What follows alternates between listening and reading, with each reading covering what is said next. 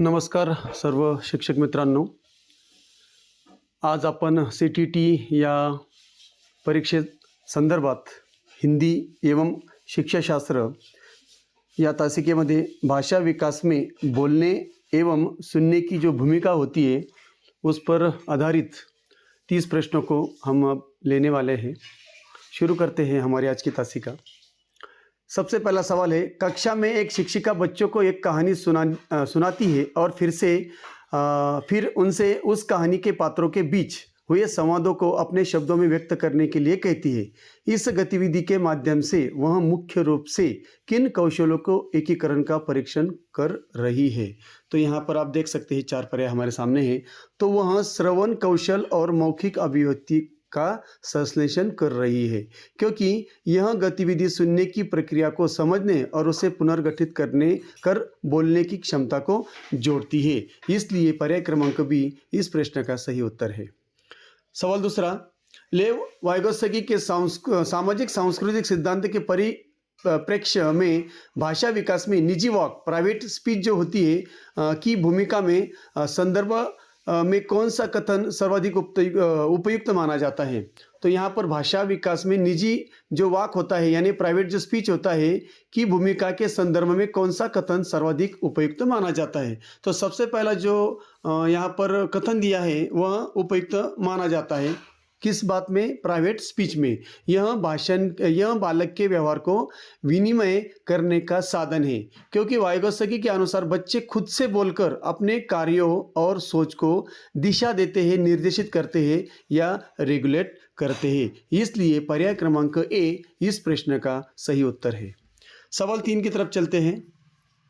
एक समावेशी कक्षा में सुनने के कौशल्य के विकास हेतु निम्नलिखित में से कौन सी रणनीति सबसे कम प्रभावी होगी? हमें कम प्रभावी जो रणनीति है उसके बारे में पूछा गया है. यदि कक्षा में विविध भाषाई पृष्ठभूमि के बच्चे मौजूद हो, तो यहाँ पर आप देख सकते हो पर्याय ए, बी और डी जो है यह अच्छी रणनीति मानी जाती है, लेकिन पर्याय क्रमांक सी जो है यह सबसे कम प्रभावी रणनीति मानी जाएगी.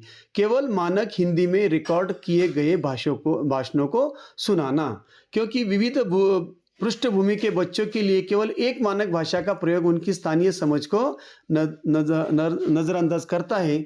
इसलिए यह जो है पर्याय क्रमांक सी इस प्रश्न का सही उत्तर होने वाला है. आगे बढ़ते हैं प्रश्न 4 की तरफ. भाषा अर्जन के संदर्भ में स्टीफन क्रेशन के इनपुट हाइपोथेसिस का सुनने की भूमिका पर क्या प्रभाव पड़ता है? अब यहाँ पर हमें I+1 दिया है. I का मतलब होता है वर्तमान ज्ञान और प्लस का मतलब होता है थोड़ा उससे ऊपर वाला ज्ञान. तो यहाँ पर हमें क्या फर्क पड़ता है? तो पर्याय क्रमांक ए देखिए, पर्याय क्रमांक ए इस प्रश्न का सही उत्तर होने वाला है. श्रवण सामग्री छात्र के वर्तमान स्तर से थोड़ी ऊपर होनी चाहिए, क्योंकि क्रेशर मानते हैं कि समझ बनाने के लिए सामग्री का स्तर वर्तमान ज्ञान से यानी आय से थोड़ा उच्च यानी +1 होना चाहिए. इसलिए पर्याय क्रमांक ए इस प्रश्न का सही उत्तर होगा. चलो आगे बढ़ते हैं 5वें प्रश्न की तरफ. बोलने के कौशल्य के विकास में परस्पर संवादात्मक गतिविधियां क्यों महत्वपूर्ण मानी जाती हैं? क्योंकि ये अर्थपूर्ण संदर्भ में भाषा के प्रयोग के अवसर प्रदान करती है, इसलिए वह महत्वपूर्ण मानी जाती है. पर्याय क्रमांक इस प्रश्न का सही उत्तर है. अब वास्तविक संवाद बच्चों को यह सिखाता है कि विभिन्न स्थितियों में भाषा का प्रभावी उपयोग कैसे करें. इसलिए पर्याय क्रमांक ए इस प्रश्न का सही उत्तर होने वाला है. आप चारों पर्याय को देख सकते हैं, लेकिन पर्याय क्रमांक ए इस प्रश्न का सही उत्तर होगा. आगे बढ़ते हैं 6ठे प्रश्न की तरफ. सुनने की प्रक्रिया में ध्वन्यात्मक जागरूकता का अभाव छात्र के भाषा विकास में किस प्रकार की बाधा उत्पन्न कर सकता है? किस प्रकार की बाधा उत्पन्न कर सकता है? तो पर्याय क्रमांक बी देखिए, ध्वनि और उनके प्रतीकों के संबंध को समझने में कठिनाई वो ला सकता है. इसलिए पर्याय क्रमांक बी जो है इस प्रश्न का सही उत्तर होने वाला है, क्योंकि ध्वन्यात्मक जागरूकता के बिना बच्चा शब्दों को ध्वनियों में तोड़ नहीं पाता, जो सुनने और पढ़ने दोनों को प्रभावित करता है. इसलिए पर्याय क्रमांक बी इस प्रश्न का सही उत्तर है. 7वें प्रश्न की तरफ चलते हैं. एक शिक्षक कक्षा में रोल प्ले आयोजित करता है इस गतिविधि का मुख्य उद्देश्य बोलने के कौशल के अंतर्गत किस पक्ष को सुदृढ़ करना है। तो किस पक्ष को सुदृढ़ करना है? पर्याय क्रमांक बी देखिए, संदर्भ के अनुसार भाषा के चढ़ उतार और लहजे का प्रयोग जो है इसे सुदृढ़ करना होता है, क्योंकि रोल प्ले बच्चों को विभिन्न पात्रों और स्थितियों के अनुसार अपनी आवाज़ और शैली बदलने का अभ्यास कराता है। इसलिए पर्याय क्रमांक बी जो है, पर्याय क्रमांक बी इस प्रश्न का सही उत्तर होने वाला है। 8वें प्रश्न की तरफ चलते हैं। सक्रिय श्रवण और निष्क्रिय श्रवण में मुख्य अंतर यह है कि सक्रिय श्रवण में आगे हमें वाक्य पूरा करना है। तो सबसे आखिरी पर्याय देखिए, सक्रिय श्रवण में क्या? श्रोता वक्ता के संदेश का विश्लेषण कर प्रतिक्रिया देता है। इसे सक्रिय श्रवण कहा जाता है, क्योंकि सक्रिय श्रवण में केवल सुनना पर्याप्त नहीं है, बल्कि संदेश को समझना और उस पर विचार करना शामिल है। इसलिए पर्याय क्रमांक डी इस प्रश्न का सही उत्तर होने वाला है। आगे बढ़ते हैं 9वें प्रश्न की तरफ। प्राथमिक स्तर पर कविता पाठ के माध्यम से बच्चों के बोलने के दौरान किस विशिष्ट तत्व का विकास सर्वाधिक होता है? तो पर्याय क्रमांक बी देखिए, किसका विकास सर्वाधिक होता है? तो यहाँ पर लय, ताल और भावानुकूल अभिव्यक्ति की क्षमता का विकास सर्वाधिक होता है, क्योंकि कविताएं बच्चों को भाषा की सौंदर्य बोधक शक्ति और भावपूर्ण प्रस्तुति की कला सिखाती है। इसलिए पर्याय क्रमांक बी इस प्रश्न का सही उत्तर है। आगे बढ़ते हैं 10वें प्रश्न की तरफ। एक शिक्षिका बच्चों से कहती है, आज हम टीवी पर आने वाले अपने पसंदीदा कार्टून के बारे में बात करेंगे। यह गतिविधि बोलने के विकास में कैसे सहायक है? तो यहाँ पर आप देख सकते हो 4 पर्याय। तो सबसे आखिरी पर्याय की तरफ ध्यान दीजिए। यह छात्रों से वास्तविक अनुभवों को कक्षा से जोड़ती है, क्योंकि जब बच्चे अपनी रुचि के विषयों पर बोलते हैं तो उनकी अभिव्यक्ति अधिक स्वाभाविक और प्रभावमयी होती है। इसलिए पर्याय क्रमांक डी इस प्रश्न का सही उत्तर है। आगे बढ़ते हैं 11वें प्रश्न की तरफ। जीन पियाजे के अनुसार बच्चों का अहम केंद्रित वाक्य यानी इगोस्टिक स्पीच किस बात का संकेत है? तो किस बात का संकेत है? पर्याय क्रमांक डी देखिए, तो आपके समझ में आएगा। वह दूसरों के दृष्टिकोण को समझने में अभी पूरी तरह सक्षम नहीं है। तो क्योंकि पियाजे मानते हैं कि बच्चा शुरुआत में दुनिया को केवल अपने नज़रिए से देखता है और संवाद भी उसी के अनुरूप होता है। इसलिए पर्याय क्रमांक डी जो है, पर्याय क्रमांक डी इस प्रश्न का सही उत्तर है। आगे बढ़ते हैं 12वें प्रश्न की तरफ। सुनने के कौशल्य में मूल्यांकन के दौरान यदि कोई बच्चा किसी कहानी का मुख्य सार बताने में असमर्थ है तो इसका संभावित कारण क्या हो सकता है? तो इसका संभावित कारण क्या हो सकता है? उसकी अर्थ ग्रहण करने की क्षमता कमजोर है। पर्याय क्रमांक बी की तरफ देखिए, क्योंकि सुनने का अर्थ केवल ध्वनियों को ग्रहण करना नहीं बल्कि उसके पीछे छिपे अर्थों को समझना होता है। इसलिए पर्याय क्रमांक बी जो है, पर्याय क्रमांक बी इस प्रश्न का सही उत्तर होने वाला है। आगे बढ़ते हैं प्रश्न क्रमांक 13 की तरफ।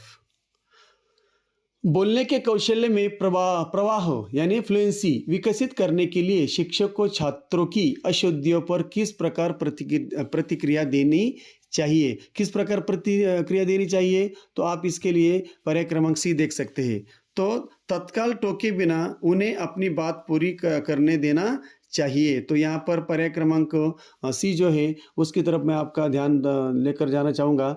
बार बार टोकने से बच्चों का आत्मविश्वास गिरता है और बोलने का प्रवाह बाधित हो जाता है। इसलिए पर्याय क्रमांक सी इस प्रश्न का सही उत्तर है। आगे बढ़ते हैं प्रश्न 14 की तरफ। प्राथमिक स्तर पर कहानी सुनाना केवल मनोरंजन नहीं है बल्कि यह सुनने के कौशल्य को कैसे विकसित करता है? कैसे विकसित करता है? पर्याय क्रमांक बी देखिए, यह कल्पनाशीलता और अनुमान लगाने के कौशल्य को बढ़ाता है। तो यहाँ पर चारों पर्याय देख सकते हैं, लेकिन पर्याय क्रमांक बी जो है, पर्याय क्रमांक बी देखिए, क्योंकि कहानी सुनते समय बच्चे आने वाली घटनाओं का अनुमान लगाते हैं जिससे उनकी सक्रिय श्रवण क्षमता बढ़ती है। इसलिए पर्याय क्रमांक बी इस प्रश्न का सही उत्तर होने वाला है। आगे बढ़ते हैं 15वें प्रश्न की तरफ। भाषा की कक्षा में परिचर्चा यानी डिस्कस के दौरान शिक्षक की सबसे महत्वपूर्ण भूमिका क्या होती है? क्या होती है सबसे महत्वपूर्ण भूमिका भाषा की कक्षा में परिचर्चा पर?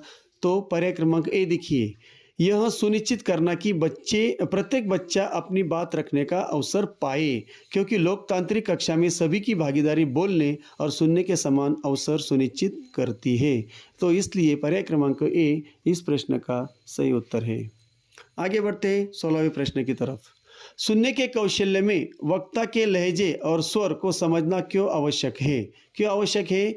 क्योंकि पर्याय क्रमांक डी देखिए, क्यों समझने, क्योंकि संदेश के पीछे छिपे भाव और व्यंग्यों को पहचानने के लिए। क्योंकि एक ही आप देख सकते हैं एक ही वाक्य में अलग अलग स्वर में अलग अलग अर्थ जैसे गुस्सा, खुशी, सवाल प्रकट कर सकता है। इसलिए पर्याय क्रमांक पर्याय क्रमांक डी जो है इस प्रश्न का सही उत्तर है। 17वें प्रश्न की तरफ चलते हैं।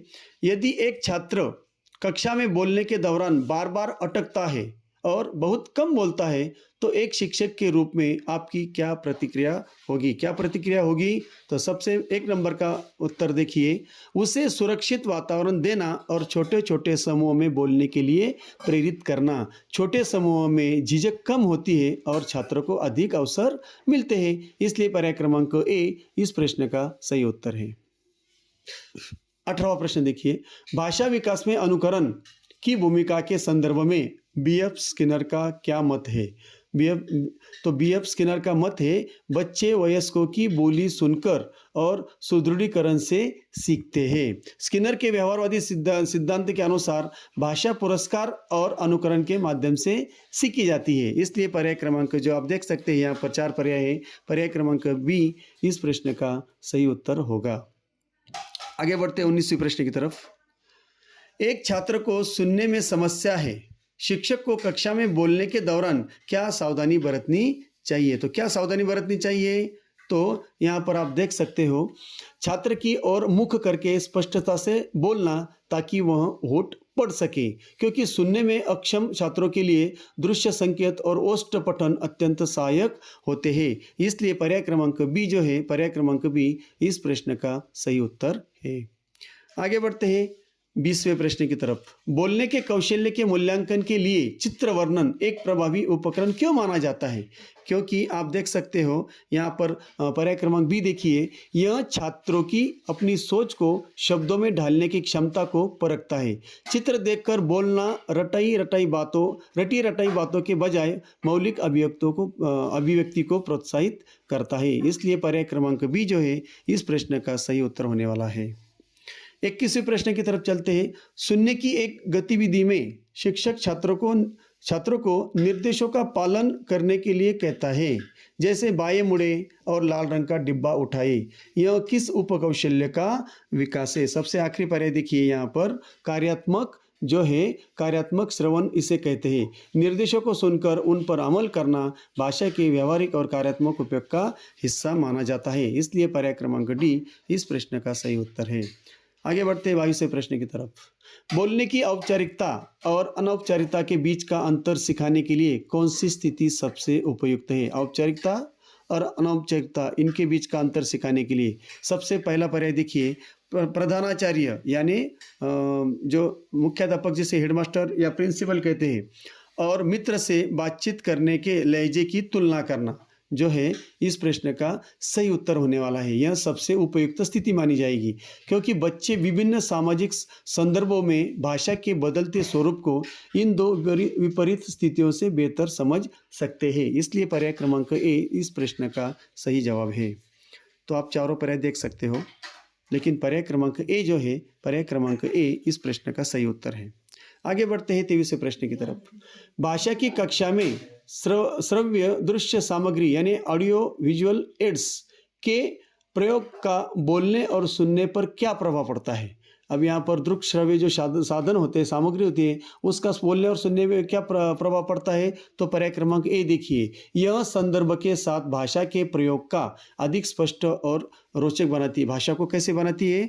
भाषा प्रयोग को अधिक रोचक और स्पष्ट बनाती है, क्योंकि चित्रों के साथ ध्वनि सुनने से अर्थ अधिक गहराई से और जल्दी से समझ में आता है। इसलिए पर्याय क्रमांक ए इस प्रश्न का सही उत्तर है। 24वां प्रश्न, सुनने के कौशल्य में पूर्वानुमान प्रेडिक्शन लगाने की क्षमता का अर्थ क्या है? अब पूर्वानुमान लगाने की क्षमता का अर्थ क्या है, तो आप देख सकते हो यहाँ पर 4 पर्याय है, उसमें से सबसे आखिरी पर्याय देखिए, आने वाले शब्दों या सूचनाओं का संदर्भ के आधार पर अंदाज लगाना। क्योंकि एक कुशल श्रोता वक्ता की बातों के आधार पर भविष्य में कही जाने वाली बातों का यानी बात का पूर्वानुभास किंवा पूर्वाभास कर लेता है। इसलिए पर्याय क्रमांक डी इस प्रश्न का सही उत्तर है। आगे बढ़ते हैं प्रश्न क्रमांक 25 की तरफ।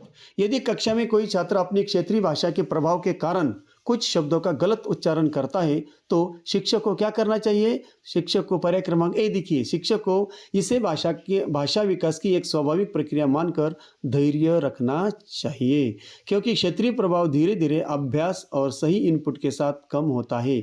यह कोई त्रुटि नहीं बल्कि एक चरण माना जाता है। इसलिए पर्याय क्रमांक ए इस प्रश्न का सही उत्तर है। आप सभी पर्याय को देख सकते हैं, लेकिन पर्याय क्रमांक ए इस प्रश्न का सही उत्तर होने वाला है। आगे बढ़ते हैं प्रश्न क्रमांक 26 की तरफ। बोलने के दौरान अभाषाई संकेत जैसे हाथों का हिलना और चेहरे के हाव भाव किस तरह मदद करते हैं? तो अभाषाई संकेत जो है, अभाषाई संकेत यह मौखिक संदेश की प्रभावशीलता और अर्थों को बढ़ा देते हैं। तो आप यहाँ पर पर्याय क्रमांक सी देख सकते हैं।